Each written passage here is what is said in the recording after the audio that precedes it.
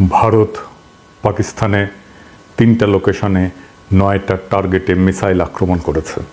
আমরা অনুমান করতে পারি এই আক্রমণ একটা ফুল স্কেল যুদ্ধে পর্যবসিত হতে পারে। পাকিস্তান আর্মি 2টা ভারতীয় জেট ভূপাতিত করেছে। ভারতের মিসাইল আক্রমণে পাকিস্তানের 3জন নাগরিক নিহত হয়েছে, যার মধ্যে একজন শিশু। এই প্রসঙ্গে বহুল আলোচিত গাজওয়াতুল হিন্দ নিয়ে আমরা আজকে কথা বলবো।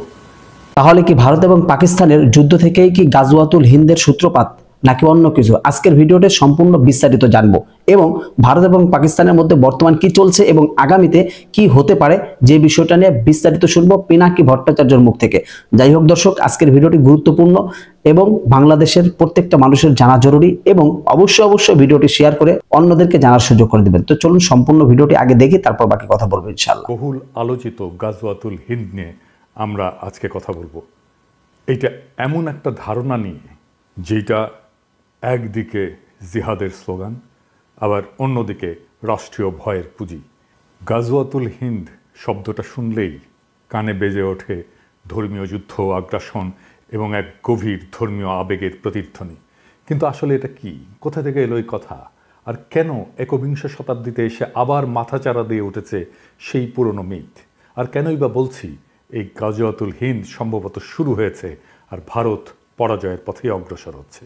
আসুন ইতিহাস, ধর্মতত্ত্ব এবং রাজনীতির সীমানা পেরিয়ে খুঁজে বের করার চেষ্টা করি এই ধারণার উৎস, ব্যবহার এবং পরিণতি সম্পর্কে।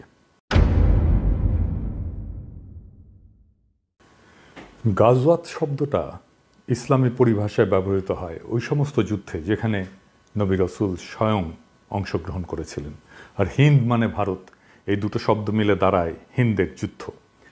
কিছু হাদিসে উল্লেখ করে ভবিষ্যতে মুসলমানরা হিন্দ বিজয় করবে, যেমন সুনান আল নাসাই এবং মুসনাদে আহমেদে একটা বর্ণনায় বলা হয়েছে, আমার উম্মতের একটা বাহিনী হিন্দের সঙ্গে যুদ্ধ করবে, আল্লাহ তাদের ক্ষমা করবেন। তবে ইসলামী স্কলারেরা অনেকেই বলেন যে এই হাদিসগুলোর সনদ দুর্বল এবং এগুলোকে ঐতিহাসিক ভাষ্য হিসেবে ধরা যায়, কিন্তু তা দিয়ে আধুনিক রাজনৈতিক সহিংসতার বৈধতা পাওয়া যায় না। 20 শতকের শুরু থেকে বিশেষ করে পাকিস্তানের রাষ্ট্রনীতিতে গাজওয়াতুল হিন্দ হয়ে ওঠে এক কল্পিত ধর্মীয় আদর্শ। অনেক সংগঠনই তাদের রাজনৈতিক প্রোপাগান্ডায় এই শব্দগুলো ব্যবহার করে বারবার, যেন ভারতের বিরুদ্ধে যে কোনো যুদ্ধ মানেই ইমানের লড়াই। এই ধারণা ব্যবহার করে রাষ্ট্রীয় সহিংসতা, সীমান্ত সন্ত্রাসকে বৈধতা দেওয়ার চেষ্টা করা হয়। আবার পাশাপাশি এই টার্মটাকে ধরেও ভারতের মুসলমানদের সন্দেহের চোখে দেখার সুযোগটাকে সৃষ্টি করা হয়। কিন্তু এটা কি আক্ষরিক অর্থে যুদ্ধ নাকি প্রতীকী যুদ্ধ? সেই যুদ্ধ কি শুরু হয়েছে? আর যদি শুরু হয় তাহলে কিভাবে শুরু হয়েছে? আর এই যুদ্ধের পরিণতি বা কি? আমার মনে হয় এই লড়াই শুরু হয়েছে, আর এটা শুরু করেছে বিজেপি আর আরএসএস এর হিন্দুত্ববাদী রাজনীতি দিয়ে।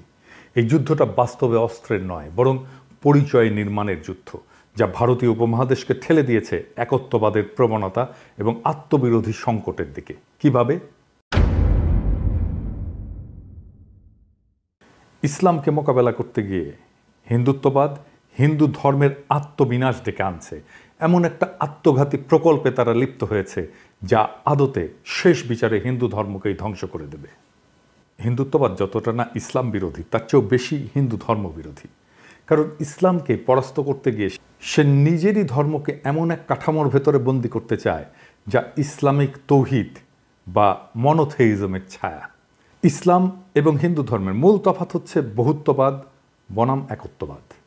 দুই ধর্মের দুই আত্মা। ইসলাম জন্ম থেকে একত্ববাদী এবং তার ইমানের কেন্দ্রে এক এবং অদ্বিতীয় আল্লাহর ধারণা। হিন্দু ধর্ম ঠিক তার উল্টো, সে দাঁড়িয়ে আছে বহুপদ, বহুদেব, বহু সাধনার উপরে। তন্ত্র, যোগ, শাক্ত, বৈষ্ণব, শৈব, অদ্বৈত, এক একটা ধারা, এক একটা জগৎ। যাই হোক দর্শক মন্ডলী, পিনাকি ভট্টাচার্যের মুখ থেকে বিস্তারিত সমস্ত বিষয় জানতে পারলেন বর্তমান ভারত এবং পাকিস্তানের পরিস্থিতির সামনে কি হতে চলেছে। যাই হোক, আজকের ভিডিওটি আপনার কাছে কেমন লেগেছে, গুরুত্বপূর্ণ মনে হলে অবশ্যই কমেন্ট করে জানাবেন এবং ভিডিওটি ভালো লাগলে অন্যকে দেখার সুযোগ করে দিবেন শেয়ার করে। তো সম্পূর্ণ ভিডিওটি কন্টিনিউ করার জন্য আপনাকে অসংখ্য ধন্যবাদ। তো সবাই ভালো থাকবেন, সুস্থ থাকবেন। আসসালামু আলাইকুম ওয়া রাহমাতুল্লাহি ওয়া বারাকাতুহু।